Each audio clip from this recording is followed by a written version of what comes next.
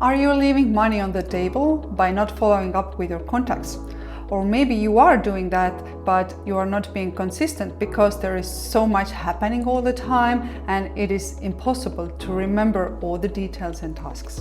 Well, with email automation flows, you don't have to remember all those details and tasks. You just have to set up the email sequence once, and after that, each time a new contact meets the criteria that you have set for that custom flow will receive the information that you intended them to get. So in this episode, we will explore the 6 most common email automation flows that can be applied to any business. Hi, it's Mari-Leis and Laura. We created this podcast for you, a business owner and a marketer who wants to be connected, supported, and inspired. Because no one wins alone. Thanks for being here, and let's get started. Hi, thanks for tuning in. So today we will talk about email automations, and since Laura has tons of experiences here in setting up those email flows, then I will ask her to walk us through what are the most essential flows we should build for our business. Yeah, sure, thank you. Well, let's get some things straight. What are email automations? Well, essentially they are trigger-based emails that you set up once, and every time a new contact meets the condition that you have set for that flow, they will receive the email or a series of emails, if you have set it up that way, that you have created for that purpose. And there are many email marketing softwares that you can use to create such flows. Some of the most common ones are ActiveCampaign, MailChimp, HubSpot, Constant Contact, GetResponse, Keep, what we use, Keep, or Infusionsoft as they were previously known. Also, if your website is hosted on, let's say, Thinkific or Kajabi, or like any other platform that is created for online courses or communities, then perhaps this availability of email automation flows is already built in that system. So make sure to check your options before you dive in and start building everything straight away. Yeah, that's a great point. You should know where to start first. But let's talk about the most common email automation flows that anyone could set up for their business. Number 1 is birthdays, right? At least it was for us. Yeah, so birthday emails enable you to send those personalized birthday wishes for your contacts on their special day. But the thing is that you have to know their birthdays before that. So you need to gather those details and add them to your CRM system, and then it will send an automated birthday email each year. And another great thing that you could do here, especially if you have an online store or you sell some products, is to use a special coupon code, and then they can use that to grab, one of your products at a special price, and this could be presented, as a gift. We have a gift for you, and it just sounds very nice and really helps you to build that trust and relationship with the customer. And of course, the great thing with these birthday emails is that you have to set it up once, and then it repeats every year after that. But you should only check, and edit the content at least, once per year. Otherwise, I might get the same wishes and the same visual. It's gonna get boring. Yeah, it's gonna get boring for sure. So definitely add a reminder for that in your calendar.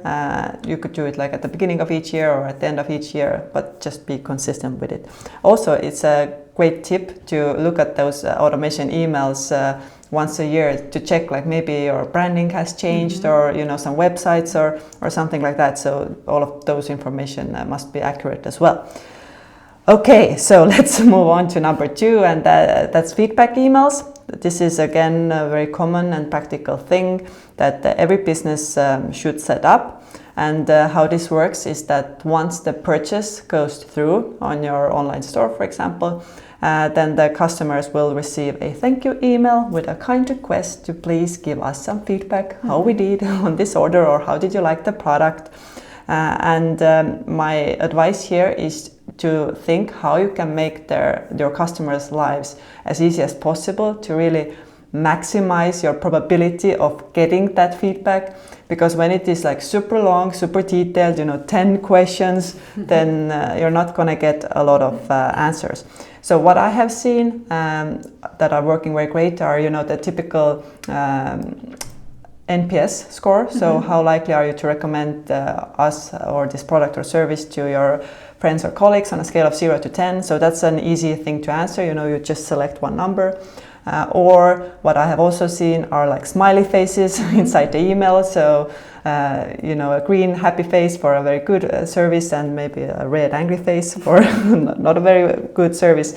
And at least, you increase the likelihood of getting that feedback, and you can improve your service based on that.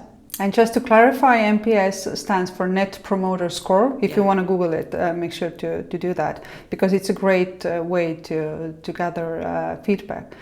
But also, when you are gathering feedback, do not forget about adding good feedback on your website and to your other channels, because you can show that to your potential customers also. But what if I don't have any sales yet? Should I set up some online sales funnel for that? You mean if you don't have like an online store and you can't automate like sales emails and stuff like that? Okay. Kind of. So maybe you are, in the B2B industry, and you have like services that you offer, and you send monthly invoices, probably. Yeah.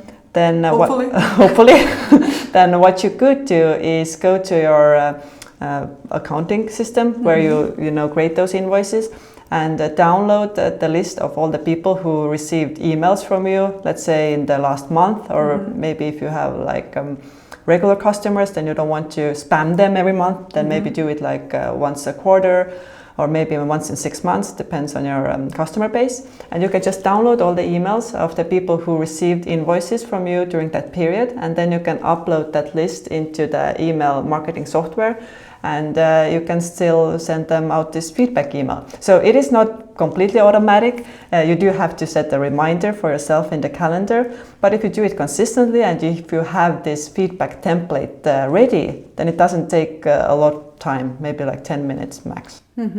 Okay, it sounds like a great idea to set that up like that as well. I didn't know about that. You are doing some magic behind the screen, screens.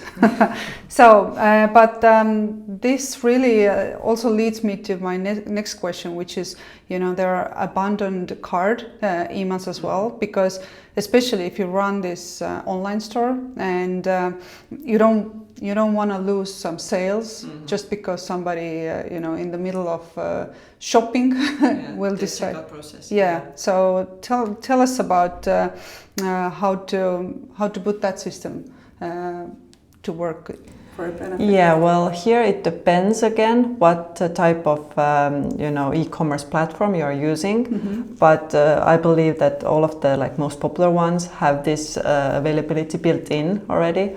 So if you know your customer is logged in and they just put stuff in their online cart but never go through with the purchase, then you may choose to send them an email, let's say the next day, like, "Oh, Mari-Liis, you have some amazing products that are waiting for you in the cart. Maybe you want to go through with that process and get those products after all."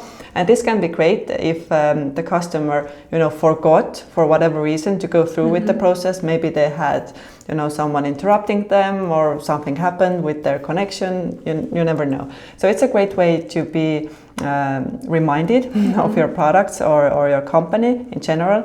And another thing that I have seen many businesses do is include a little discount coupon with that email, which can be tricky because some customers, especially if they keep doing it repeatedly, will understand that, okay, why should I buy with the regular price if I can get the discount code later on? And then they will just wait for you to send that discount code and do the purchase then.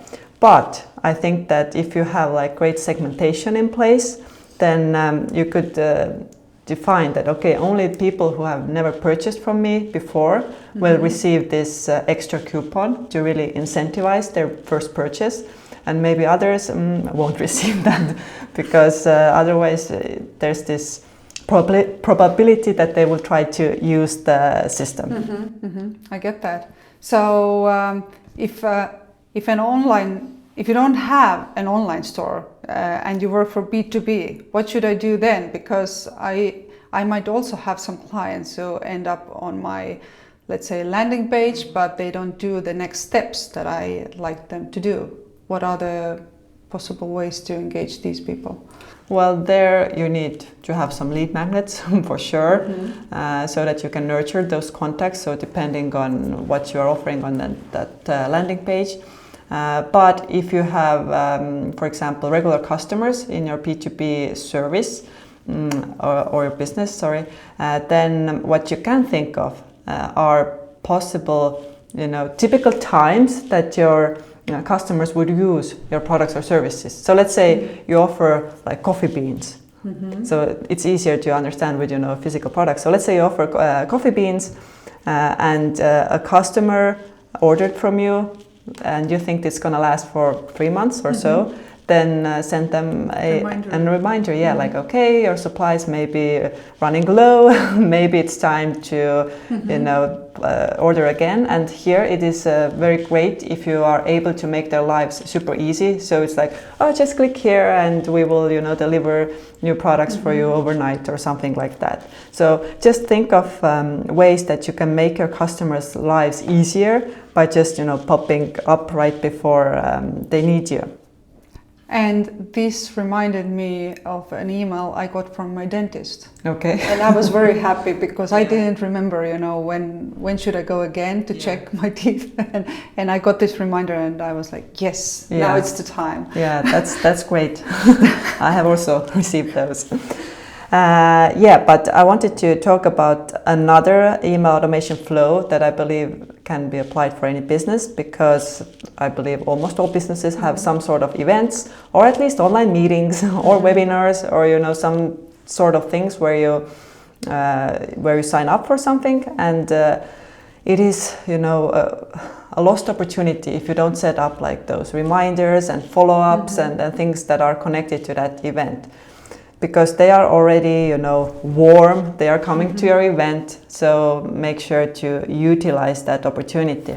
And for example, if you use any scheduling tool like Calendly, then this opportunity is already built in there, so you can just use their own templates or edit the template, but it will automatically send reminders to your people who signed up to your event.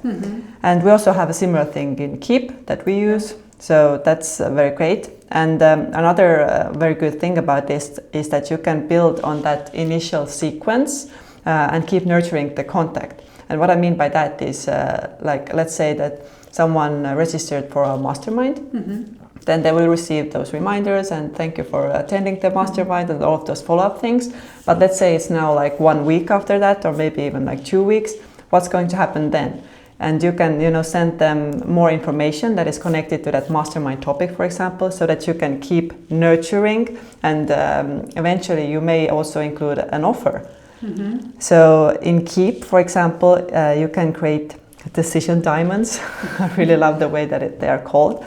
And that means that you can set up multiple possible sequences depending on what the contact does in the previous emails. So whether they click, don't click, whether they click on a specific thing, whether they open, don't open. So there are so many ways that you can define that. And that way you can really make sure that you send them to the appropriate next step and not just spam them. Because that's the potential danger with those email automations, that they become irrelevant and or too frequent if the customer is in multiple flows at the same time. So you really have to take the time to think and build this flow in a way that would actually benefit pretty much that type of customer. But how often should I check into those flows? Because it really depends on the flow and it depends on the industry, I understand that. But when it comes to, for example, you mentioned Calendly and those automations, I love those myself because they help me also to schedule my calendar, and I know that things are in my calendar as well, the same way as they are in our customers' calendars. But still, how often should I check those email flows? Yeah. Well, I think that the most basic ones that are connected to like meeting reminders, you don't really have to check those too often. Of course, if your like location changes or something changes, then make sure to change that information in the reminders as well. But for like any flow that is providing some information or is like focused on nurturing the contact, for those, my advice is initially when you set it up, definitely observe like the first, I don't know, 20 or 50 people, like what's happening, where are they dropping off, and try to improve that. And after that, after this flow is really working, then maybe like once a quarter, and after that time you see that okay, it's still working, then maybe like once every 6 months, but like bare minimum should be once a year, just to check that is everything okay, is everything working. I hear there's a lot of work with the data, and I also see this potential danger in setting up too many flows, because those potential clients could end up getting all different offers from different flows. So I think that's that can be tricky. So one way to avoid that is create an initial flow. Let's say it's gonna last 10 days or 2 weeks, and after that you will add a new tag for the contact, and only after they have gone through the initial flow will they be able to go to the next flow, so that they wouldn't be in multiple flows at the same time. Okay, that sounds like a solution. Still, it's very complicated topic. But I'm so glad Laura knows all the little details here. Well, I'm no expert here, but there are definitely things that you can play around with, and I wouldn't say that it's too complicated, but it is time consuming. But like I said before, you just have to do it once, and after that it will make your life a lot easier. And I just want to continue with a few more ideas if we have time. Sure. Yeah, so lead magnet downloads. So those are like definite must-be's. If you are already gathering those contact details for giving them access to a tool or a download or a template or a book, then make sure to keep nurturing that contact, because if you are only sending them one email, like here's your download, then the relationship goes cold very quickly. So make sure to think that through, and also if it is appropriate, you may include a call to action to either buy your product or book a call if it is like a higher end product or a service, so that they know what to do next. But before you do this, ask. I think you should make sure that the contact is interested and they are nurtured with enough information, because otherwise, if you end up doing the ask too soon, it's gonna scare them off. Yeah, exactly. So they might unsubscribe from your list, and you don't want that as well. So again, you should see the world through the eyes of your customers. That is true. And last but not the least, I just want to include the newsletter and membership signups as well. I think that these are pretty obvious, but never assume. So let's go over these as well, because they're important. So once a person has decided to sign up to your newsletter, then make sure that you have at least this initial welcome email set up, which means that once I add my email address, then I will receive automatically an email in my mailbox saying, congratulations, your subscription is now active. And also what they could do, within your community, for example, or if you have like any other resources they may be interested in, then now is a great time to present that information. And also if you offer, this community or membership deal, then make sure to really nurture your contacts through that trial phase, because typically, most communities offer this 3 days or 7 days or 10 days for free. So make sure that you are consistent with information during that period to really increase the likelihood of them actually subscribing full time. And if you are thinking right now, listening what Laura is saying, that, oh my God, it sounds, like a lot of work, and why should you even bother to do it? Then I truly recommend you to invest your time into building the most essential flows for a business. And there are so many reasons to do that. First of all, of course, it will save you time in the long run, because as Laura said multiple times, you will set it up once and let it do the work, without this constant manual effort, right? Second, it will help you to stay consistent. I'm sure you have heard that marketing is all about being consistent, and this helps you a lot. So your message, your brand, it will have a consistent tone and timing, and helping you to create this professional image. The third reason is that it helps you build and nurture those relationships, right? Because these automated emails really helps you keep your audience engaged and, of course, informed. The fourth reason is smart selling, meaning that you can guide your contacts to the right offer at the right time. Believe me, they don't look at your brand as much as you wish they would do that. And last but not the least, the personal touch. Meaning, if you use this segmentation for tailored content and offers, you can do that without the hassle, and your potential customer, they will appreciate that. They will. Okay, so there you have it. Those 6 essential email automation flows that we covered in this episode were birthday emails, feedback emails, event and webinar signups, then different lead magnets, abandoned carts, and there's so much more that you can do to really maintain that consistency and build those meaningful connections with your audience. And remember, there are many, many more things that you could do, but start with a few that are essential, and then you can build on top of that.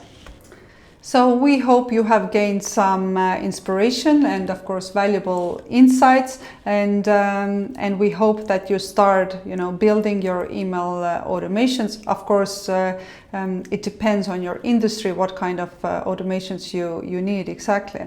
And for more, expert guidance and future podcast topics, do not hesitate to share your thoughts with us through the feedback form, which is in the description next to the video here, or of course reach out to us directly within our Powerful Marketers community. So thank you for tuning in today, and until next time, happy automating. Bye.